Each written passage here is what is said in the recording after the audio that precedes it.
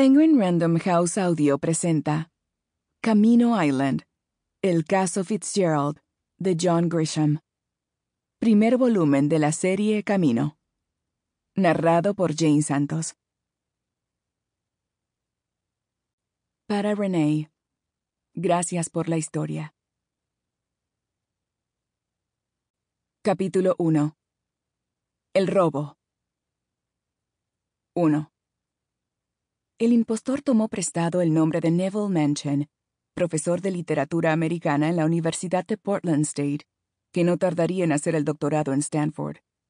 En su carta, con el membrete de la universidad falsificado a la perfección, el supuesto profesor Menchen aseguraba ser un estudioso en ciernes de F. Scott Fitzgerald y tener un enorme interés en ver los manuscritos y los papeles del gran escritor durante su próximo viaje a la costa este. La carta iba dirigida al Dr. Jeffrey Brown, director de la División de Manuscritos del Departamento de Libros Raros y Colecciones Especiales de la Biblioteca Firestone, de la Universidad de Princeton. Llegó junto a unas cuantas más, se clasificó y se repartió debidamente hasta que acabó en la mesa de Ed Folk, un bibliotecario de carrera cuya labor consistía, entre otras tareas monótonas, en verificar las credenciales del remitente. Cada semana llegaban a manos de Ed varias cartas similares, que decían más o menos lo mismo, y que firmaban autoproclamados entusiastas y expertos en Fitzgerald, a veces incluso algún erudito de verdad. El año anterior, Ed había autorizado y registrado el acceso a la biblioteca de unos 190 solicitantes. Acudían de todo el mundo asombrados y con los ojos como platos, como peregrinos que pisaran un lugar santo.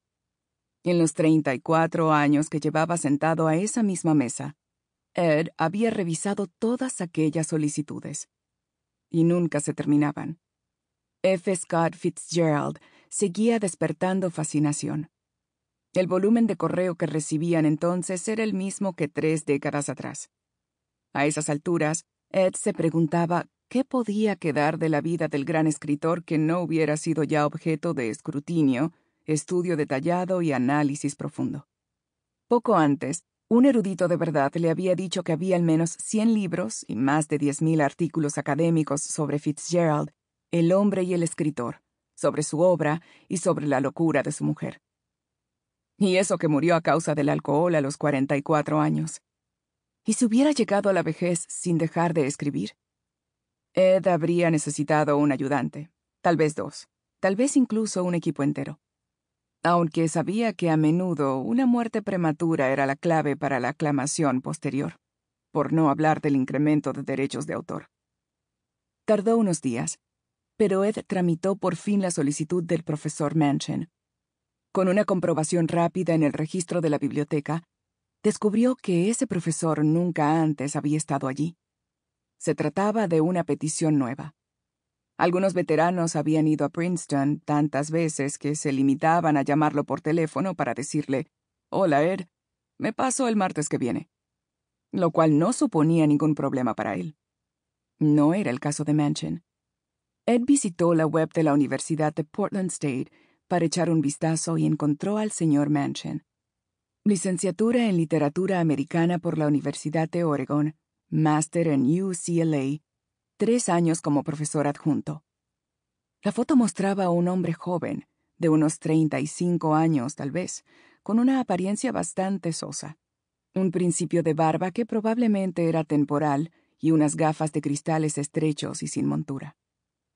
En su carta, el profesor Menchen pedía que quienquiera que respondiese le escribiera por correo electrónico y daba su dirección privada de Gmail. Decía que no solía mirar el correo de la universidad. Ed pensó, eso es porque no eres más que un pobre profesor adjunto, que es probable que no tenga ni despacho. Pensaba esas cosas a menudo, aunque, por supuesto, era demasiado profesional para decírselas a nadie. Por precaución, al día siguiente envió su respuesta a través del servidor de la Portland State. Daba las gracias al profesor Menchen por su carta y lo invitaba al campus de Princeton. También pedía que le indicara una fecha aproximada de llegada y le explicaba algunas reglas básicas de la colección Fitzgerald. Eran muchas, de modo que sugería que el profesor Menchen las leyera atentamente en la página web de la biblioteca. Sample complete. Ready to continue?